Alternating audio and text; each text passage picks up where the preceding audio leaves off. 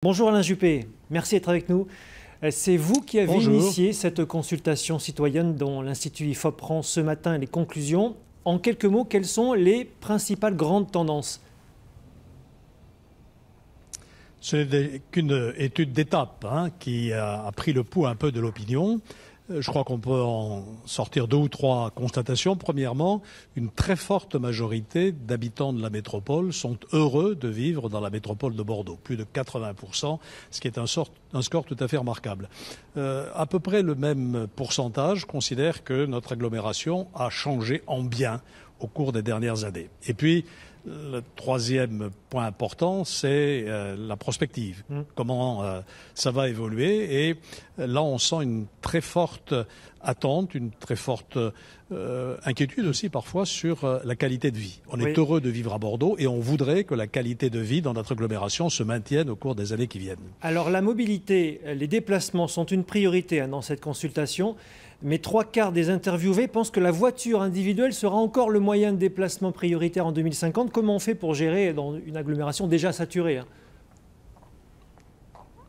Mais en même temps, il y a une très forte appétence pour le vélo, parce qu'à côté de l'enquête de l'IFOP, je voudrais rappeler aussi que nous avons fait circuler dans l'ensemble des communes de la métropole un camion du futur, un camion de Bordeaux Métropole 2050. Et là, on voit vraiment l'appétit, si je puis dire, pour les déplacements doux et en particulier pour le vélo. Donc voilà, il faudra faire cohabiter l'ensemble de ces modes de développement. C'est vrai que le véhicule individuel conservera une place importante, mais quel véhicule individuel?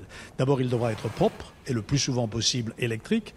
Ensuite, je crois qu'il faut développer les usages collectifs du véhicule individuel, le covoiturage, l'autopartage. Et puis enfin, il faudra que ce véhicule individuel ou sa pratique soit de plus en plus intelligente. Il sera parfois autonome, il sera connecté, il permettra de trouver les bons itinéraires et en même temps les bons endroits de stationnement. Vous voyez que c'est pas le statu quo, c'est pas la voiture exactement comme avant. Alors pour autant, l'enjeu climatique, des changements climatiques n'apparaît pas dans les priorités des grandes tendances. Est-ce que ça ne devrait pas être pour autant le facteur déterminant dans les choix d'avenir? C'est pas tout à fait exact parce que dans les premières tendances que fait ressortir ce sondage, et je le répète, ce n'est qu'un point d'étape au début de ce processus que nous avons engagé, qui va se poursuivre jusqu'au mois d'avril ou mai prochain. Il y a aussi une très forte attente de la nature en ville. Ce que les habitants de la métropole souhaitent, c'est pouvoir disposer d'espaces verts, de pelouses pour se reposer. Et donc cette pénétration de la nature, y compris dans le milieu urbain, et dans les endroits les plus construits est aussi une tendance qui correspond bien à une certaine conception de la préservation de notre environnement. Est-ce que ces perspectives ouvertes par cette consultation vous aident dans votre réflexion pour une nouvelle candidature pour les municipales de 2020 ? Ça, c'est pas le problème. Le problème, c'est qu'on va continuer à travailler.